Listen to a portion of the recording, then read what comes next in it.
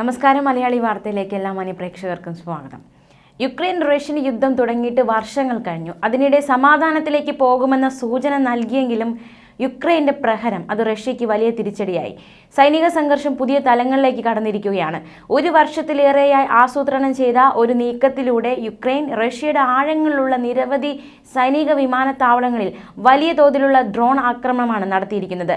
റഷ്യയ്ക്ക് നഷ്ടമായത് കോടിക്കണക്കിന് ഡോളർ വിലമതിക്കുന്ന ആകാശകരുത്തിന്റെ പോർമുനകളായിരുന്ന യുദ്ധവിമാനങ്ങളാണ്. സൈബീരിയയിലെ ഒരു വിമാനത്താവളം വരെ ഈ ആക്രമണത്തിന് ഇരയായി. ഓപ്പറേഷൻ സ്പൈഡേഴ്സ് വെബ് എന്ന പേരിലുള്ള ഈ നീക്കത്തിൽ ജൂൺ 1 ഒരു കൂട്ടം യുക്രൈനിയൻ ഡ്രോണുകൾ റഷ്യൻ അതിർത്തികളിൽ സ്ഥിതി ചെയ്യുന്ന 5 സൈനിക വിമാനത്താവളങ്ങളെ ലക്ഷ്യം വയ്ക്കുകയും ഏകദേശം 41 ബോംബർ വിമാനങ്ങൾ നശിപ്പിക്കുകയും ചെയ്തെന്നാണ് റിപ്പോർട്ട്. ജൂൺ 2 ഇസ്താംബൂളിൽ നടക്കാനിരുന്ന സമാധാന ചർച്ചകൾക്ക് തൊട്ടു മുമ്പായിട്ടാണ് ഇത് ആസൂത്രണം ചെയ്തതെന്നതും ശ്രദ്ധേയം. ഗ്രീക്ക് പുരാണത്തിലെ ട്രോജൻ യുദ്ധത്തിൽ നിന്നാണ് ട്രോജൻ ഹോഴ്സ് എന്ന വാക്ക് വരുന്നത്. ട്രോയ് നഗരത്തെ കീഴടക്കാൻ ഗ്രീക്കുകാർ ഉപയോഗിച്ച ഒരു തന്ത്രം. ഒരു വലിയ തടി കുതിരയെ സമ്മാനമായി നൽകും. അതിനുള്ളിൽ സൈനികരെ ഒളിപ്പിച്ചാണ് ഗ്രീക്കുകാർ ട്രോയ് നഗരത്തിനുള്ളിൽ പ്രവേശിച്ചത്. ശത്രുക്കൾക്ക് തിരിച്ചറിയാൻ കഴിയാത്ത രൂപത്തിൽ ഒരു സുരക്ഷിതമായ കോട്ടയിലേക്കോ സ്ഥലത്തേക്കോ ശത്രുവിനെ ക്ഷണിക്കാൻ ഉപയോഗിക്കുന്ന ഏതൊരു തന്ത്രത്തെയും ട്രോജൻ ഹോഴ്സ് എന്നാണ് വിശേഷിപ്പിക്കുന്നത്. സൈബർ സുരക്ഷയിലും ഈ വാക്ക് ഉപയോഗിക്കാറുണ്ട്. ഉപയോക്താക്കളെ കബളിപ്പിച്ച് സിസ്റ്റത്തിലേക്ക് പ്രവേശിപ്പിക്കുന്ന മാൽവെയറുകളെ ട്രോജൻ എന്ന് വിളിക്കുന്നു. ഈ യുക്രൈനിയൻ ഡ്രോൺ ആക്രമണത്തെ ട്രോജൻ ഹോഴ്സ് തന്ത്രത്തോട് താരതമ്യം ചെയ്യുകയാണ്. ഡ്രോണുകൾ എങ്ങനെയാണ് റഷ്യൻ അതിർത്തിക്കുള്ളിലേക്ക് കടത്തിക്കൊണ്ടുപോയത് എന്നതുകൊണ്ടാണ് ഇത്തരത്തിലൊരു താരതമ്യം വന്നത്. പ്രത്യേകതരം FPV ഡ്രോണുകൾ, അതായത് ഫസ്റ്റ് പേഴ്സൺ വ്യൂ ഡ്രോണുകൾ റഷ്യയിലേക്ക് കടത്തുകയും മരം കൊണ്ടുള്ള ക്യാബിനുകളിൽ ഒളിപ്പിക്കുകയും ചെയ്തു. ട്രക്കുകളിൽ ഈ ക്യാബിനുകൾ കൊണ്ടുപോവുകയും റിമോട്ട് കൺട്രോളിലൂടെ ക്യാബിനുകളുടെ മേൽക്കൂരകൾ തുറന്ന് ഡ്രോണുകൾക്ക് പറന്നുയരാൻ സാധിക്കുകയും ചെയ്തു. പിന്നീട് അടുത്തുള്ള സൈനിക കേന്ദ്രങ്ങളിൽ കൃത്യമായി ആക്രമണം നടത്താൻ ഡ്രോണുകൾ ലക്ഷ്യസ്ഥാനത്തേക്ക് പറന്നു. ഡ്രോൺ യുദ്ധത്തിന്റെ വ്യാപ്തി. ഈ ആക്രമണം ഏകദേശം $7 ബില്യൺ നാശനഷ്ടങ്ങൾ വരുത്തിവെച്ചുവെന്നും നിരവധി യുദ്ധവിമാനങ്ങൾ നശിപ്പിക്കപ്പെട്ടുവെന്നും യുക്രൈൻ അവകാശപ്പെടുന്നു. എന്നാൽ 5 വ്യോമത്താവളങ്ങളിൽ യുക്രൈൻ FPV ഡ്രോൺ ആക്രമണങ്ങൾ നടത്തിയെന്നും മിക്കവാറും എല്ലാ ആക്രമണങ്ങളും വിജയകരമായി തടഞ്ഞുവെന്നുമാണ് റഷ്യൻ പ്രതിരോധ മന്ത്രാലയം വ്യക്തമാക്കുന്നത്. നിർദ്ദിഷ്ട ലക്ഷ്യങ്ങളിലേക്ക് എത്തി ശത്രുവിനെതിരെ നടത്തുന്ന കൃത്യമായ ആക്രമണങ്ങൾ അതിന് മുടക്കേണ്ടി വരുന്നത് ഏതാനും $1000 മാത്രവും. ഇപ്പോൾ അരങ്ങേറുന്ന യുദ്ധങ്ങളിൽ ഏറ്റവും അധികം മുഴങ്ങിക്കേൾക്കുന്നത് ഡ്രോണുകൾ എന്ന പദമാണ്. വില കുറഞ്ഞ നാവിഗേഷൻ സംവിധാനങ്ങളാൽ ലക്ഷ്യം കണ്ടെത്തുന്നതുവരെ സഞ്ചരിക്കുകയും ഇടിച്ചിറങ്ങി സ്വയം തകരുകയും വ്യാപക നാശനഷ്ടങ്ങൾ ഉണ്ടാക്കുകയും ചെയ്യുന്ന വ്യോമായുധം. 2014 തുടക്കമിട്ട് 2022 ഫെബ്രുവരിയിൽ റഷ്യയുടെ പൂർണ്ണതോതിലുള്ള അധിനിവേശത്തോടെ രൂക്ഷമായ യുക്രൈൻ റഷ്യ യുദ്ധത്തിൽ ഉപയോഗിച്ചതുപോലെ ഒരു സൈനിക ഏറ്റുമുട്ടലിൽ മുൻപൊരിക്കലും ഇത്രയധികം ഡ്രോണുകൾ ഉപയോഗിച്ചിട്ടില്ല.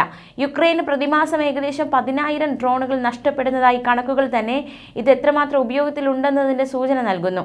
എല്ലാ വലുപ്പത്തിലുമുള്ള നിരീക്ഷണ ഡ്രോണുകൾ, ആക്രമണ ഡ്രോണുകൾ, മറൈൻ ഡ്രോണുകൾ എല്ലാം ഉപയോഗത്തിലുണ്ട് എന്നതാണ് ഏറ്റവും ശ്രദ്ധേയം. ചില FPV ഡ്രോണുകൾ വെറും 10 ഇഞ്ച് നീളമുള്ളവയാണ്. മറ്റു ചിലത് വില കുറഞ്ഞ വാണിജ്യ ഘടകങ്ങളിൽ നിന്ന് നിർമ്മിച്ചതും ചൈനീസ് റോട്ടറുകൾ ഉപയോഗിച്ച് പ്രവർത്തിക്കുന്നതുമാണ്. അതേസമയം ചെറിയ വിമാനം പോലുള്ളവയും ആയിരക്കണക്കിന് കിലോമീറ്ററുകൾ സ്വയം സഞ്ചരിക്കുകയും ലക്ഷ്യത്തിലെത്തി തിരിച്ചറിഞ്ഞ് ആക്രമണം നടത്തുകയും ചെയ്യുന്ന AI കേന്ദ്രീകൃതമായവയും ആയുധനിരയിലുണ്ട്. ഓപ്പറേഷൻ സ്പൈഡേഴ്സ് വെബ് പോലുള്ള ആക്രമണങ്ങൾ ഡ്രോണുകൾക്ക് സാധാരണ യുദ്ധത്തിന്റെ ഗതിയെ എങ്ങനെ മാറ്റാൻ കഴിയുമെന്ന് തെളിയിക്കുന്നു. ഭാവിയിലെ യുദ്ധക്കളങ്ങളിൽ ഡ്രോണുകൾക്ക് നിർണായകമായ ഒരു സ്ഥാനം ഉണ്ടാകുമെന്നതിന്റെ വ്യക്തമായ സൂചനയാണിത്. ഡ്രോണുകൾ ഉപയോഗിച്ച് നടത്തുന്ന ആദ്യത്തെ സർജിക്കൽ സ്ട്രൈക്കാവാം ഞായറാഴ്ച യുക്രൈൻ സൈന്യം റഷ്യയിൽ നടത്തിയത്. റഷ്യയുടെ 5000 കിലോമീറ്ററിലധികം ഉള്ളിലേക്ക് കരമാർഗം 117 ഡ്രോണുകൾ ലോറികളിൽ അയച്ച് തകർക്കാൻ ഉദ്ദേശിച്ച ലക്ഷ്യങ്ങളായ വ്യോമത്താവളങ്ങളുടെ തൊട്ടടുത്തെത്തി അവിടെ നിന്ന് പ്രഹരം. റഷ്യൻ സൈന്യത്തിന്റെയും മറ്റ് സുരക്ഷാ സംവിധാനങ്ങളുടെയും എല്ലാ കാവലുകളുടെയും കണ്ണുവെട്ടിച്ച് റഷ്യൻ ഭൂമിക്കുള്ളിൽ ഇത്ര ദൂരം എങ്ങനെ എത്തി എന്നത് കൂടാതെ പ്രഹരത്തിന് ഉപയോഗിച്ച സാങ്കേതിക വിദ്യയും അവിശ്വസനീയമാണ്. പ്രഹരിക്കേണ്ട സമയമായപ്പോൾ അകലെ നിന്ന് റിമോട്ട് കൺട്രോളിലൂടെ അവ പ്രവർത്തിപ്പിക്കുകയായിരുന്നു. റഷ്യയുടെ 40-ലധികം ബോംബർ വിമാനങ്ങൾ ആക്രമിക്കപ്പെട്ടുവെന്നാണ് അറിയുന്നത്. അവയിൽ 13 പൂർണ്ണമായി തകർന്നുവെന്നും ബാക്കിയുള്ളവയ്ക്ക് കേടുപാടുകൾ സംഭവിച്ചുവെന്നും റിപ്പോർട്ടുകൾ സൂചിപ്പിക്കുന്നു. റഷ്യയ്ക്ക് ഏതാണ്ട് $200 കോടി നഷ്ടമുണ്ടാവുമെന്നാണ് യുക്രൈൻ കണക്കുകൂട്ടുന്നത്. റഷ്യ നേരിട്ട സൈനിക നഷ്ടം സാരമില്ലാത്തതാണ്. തുപ്പലേവ് 95, 22, ബെറിയേവ് A-50 തുടങ്ങിയ പഴയ തലമുറ വിമാനങ്ങളാണ് ആക്രമിക്കപ്പെട്ടത്. ആദ്യത്തേത് 1950കളിൽ വികസിപ്പിച്ച ടർബോ പ്രോപ്പ് ബോംബർ വിമാനങ്ങളാണെങ്കിൽ തുപ്പലേവ് 22 1960കളിലെ ആദ്യ തലമുറ സൂപ്പർസോണിക് ബോംബർ വിമാനങ്ങളാണ്. ബെറിയേവ് A-50 ആവട്ടെ 1970കളിലെ ആദ്യ തലമുറ എവാക്സ് വിമാനങ്ങളും.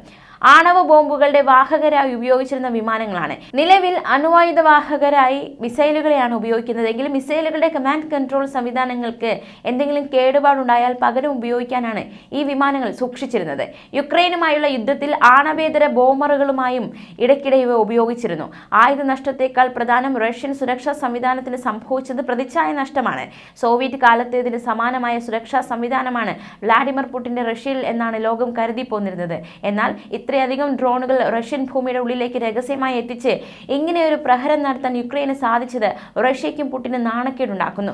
1.5 കൊല്ലമായി ഇങ്ങനെയൊരു പ്രഹര പദ്ധതി അണിയറയിൽ തയ്യാറായി വരികയായിരുന്നുവെന്നാണ് യുക്രൈൻ പ്രസിഡന്റ് വ്ളാഡിമിർ സെലൻസ്കി അവകാശപ്പെട്ടിരിക്കുന്നത്. റിമോട്ട് സാങ്കേതിക വിദ്യ ഉപയോഗിച്ച് പ്രഹരം നടത്തുന്നതിന് വളരെ മുൻപ് തന്നെ അതിൽ പ്രവർത്തിച്ചവരെ തിരിച്ച് യുക്രൈനിലെത്തിക്കാൻ സാധിച്ചുവെന്നും അദ്ദേഹം അവകാശപ്പെടുന്നു. അതായത് 1.5 കൊല്ലമായി അവർ റഷ്യൻ ചാര സംഘടനകളുടെ കണ്ണിൽപ്പെടാതെ റഷ്യയിൽ കടന്നുകയറി ആക്രമണം ആസൂത്രണം ചെയ്ത ശേഷം രക്ഷപ്പെടുകയും ചെയ്തുവെന്ന്. 1.5 വർഷത്തോളം നീണ്ട തയ്യാറെടുപ്പ്, അതീവ രഹസ്യമായ ഓപ്പറേഷൻ, ഒടുവിൽ യുക്രൈൻ ഒരുക്കിയ ചിലന്തി വലയിൽ റഷ്യ കുടുങ്ങുകയായിരുന്നു. ഞായറാഴ്ച റഷ്യയ്ക്ക് നേരിടേണ്ടി വന്നത് യുക്രൈൻ ഇതുവരെ നടത്തിയ ഏറ്റവും വലിയ ഡ്രോൺ ആക്രമണത്തെയാണ്. നഷ്ടമായത് കോടിക്കണക്കിന് ഡോളർ വിലമതിക്കുന്ന റഷ്യയുടെ ആകാശക്കരുത്തിന്റെ പോർമുനകളായിരുന്ന യുദ്ധവിമാനങ്ങളും. റഷ്യയുടെ S-300, S-400 എന്നീ വ്യോമ പ്രതിരോധ സംവിധാനങ്ങളുടെ ശേഷിയും ഇതോടെ സംശയത്തിലായി. റഷ്യയുടെ സുരക്ഷാ സംവിധാനങ്ങളെല്ലാം ഭേദിച്ച് രഹസ്യമായി അകത്തുകടന്ന യുക്രൈനിയൻ ചാരന്മാർ സൈബീരിയയിൽ നടത്തിയ വൻ ആക്രമണം ലോകത്തെ ആകെ ഞെട്ടിച്ചിരിക്കുകയാണ്.